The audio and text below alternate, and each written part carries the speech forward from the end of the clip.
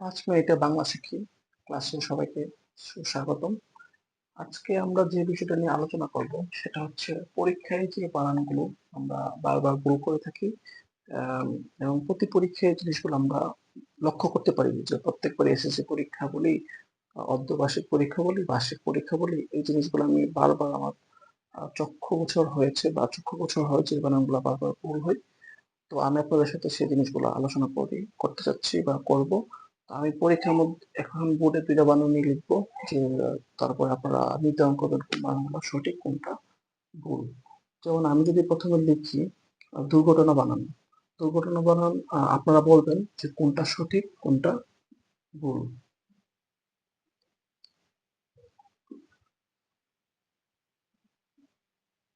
আচ্ছা, এখানে দুর্ঘটনা আহ একটা হ্রস্বকার দিয়ে লিখছি, একটা দীর্ঘকার দিয়ে লিখছি। তো আপনারা চিন্তা করে বলেন যে কোনটা সঠিক কোনটা ভুল।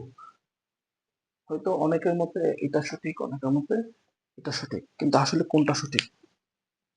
আসলে সঠিক হচ্ছে এটা, কারণ দুর্ঘটনা দিয়ে কোনো দূরের কোনো কিছু বোঝাচ্ছে না, এটা একটা অ্যাক্সিডেন্টের কথা বোঝাচ্ছে, সেক্ষেত্রে সেটা হর্ষকরটাই সঠিক। তো আমরা পরীক্ষার মধ্যে প্রায় সবাই দেখি সেই বানানটা হচ্ছে আহ দীর্ঘকর দিয়ে দেয়, কিন্তু সেটা হচ্ছে ভুল। আবার আরেকটা বানান আছে, সেটা হচ্ছে দুর্গ।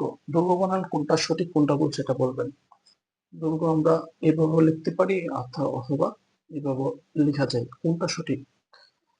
তো আপনাদের মনে হতে পারে যে আহ, দুর্গ দুর্গা পূজা, এটা মনে হয় সঠিক বা এটা সঠিক, অনেকে বলবেন এটা সঠিক, অনেকে বলবেন এটা সঠিক, কিন্তু না, আসলে বানান সঠিক হচ্ছে এইটা। হ্যাঁ, আর সে থেকে আমাদের বেপু আছে ক্লাস 9-10-এ, সেখান থেকে আমরা একটা বানান পাই দুর্গা। তো এটা দুর্গ, যদি এটা সঠিক হয়ে থাকে, সঠিক বানান দুর্গা হচ্ছে এইটা।